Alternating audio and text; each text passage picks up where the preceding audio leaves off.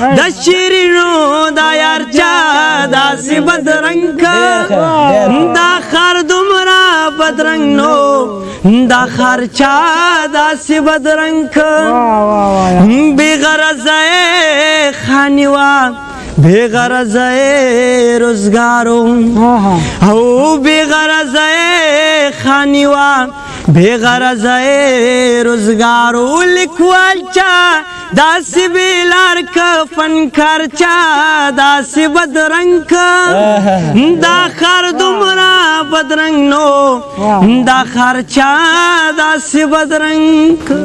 سلامونه ملګرو، نیکې هیلې او احترامات مې ومنئ. ستاسو ورور ابراهیم تاج یم، راغلي یو خپل کلي ته نن ټول عمر په بار ګرځو دا ځل راغلي یو خپل کلي ته.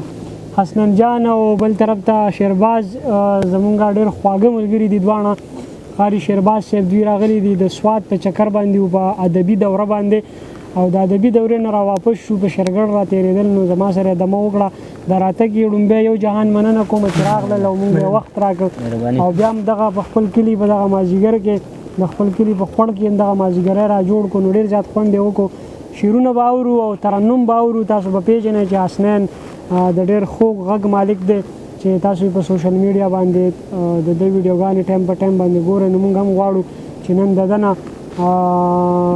دغه چې د ده د خوښې کم کلام هم چې دا ریکارډ کړو. حسنینه څه به راته وایې؟ بس د عجیز صاحب ته یو غزل ویم ترنم کې. ارشاد. د ښار خلک یعنې ټول په تماشا دی یو اختر دی. د ښار خلک یعنې ټول په تماشا دی یو اختر دی.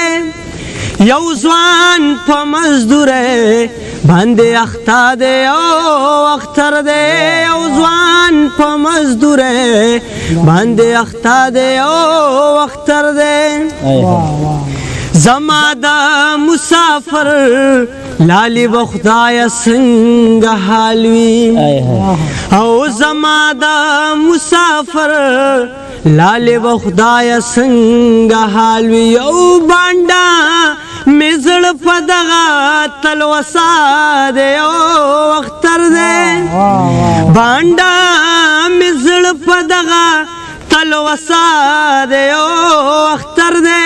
یو ځوان په مزدورۍ باندې اخته دی یو اختر دی.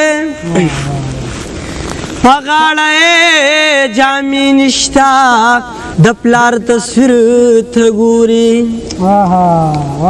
او په غاړه یې جامې نشته د پلار تصویر ته ګوري. او له کونډې نه ماشوم بچې خفا دی یو اختر دی. یا له کونډې نه ماشوم بچې خفا دی یو اختر دی. یو ځوان په مزدورۍ باندې اخته دی یو اختر دی.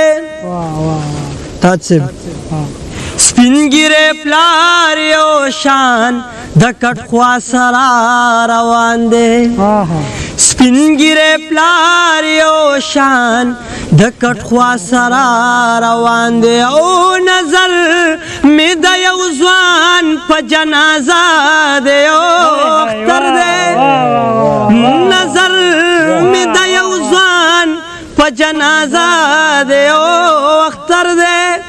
یو ځوان په مزدورۍ باندې اخته دی یو اختر دی. عجز د خپل کوره بهر تللی نشم یریږم. عجز د خپل کوره بهر تللی نشم یریږم. او ولاړ راته ستا هر غم په کوڅه دی یو اختر دی. ولاړ راته ستا هر غم په کوڅه دی یو اختر دی. یو ځوان په مزدورۍ باندې اخته دی یو اختر دی.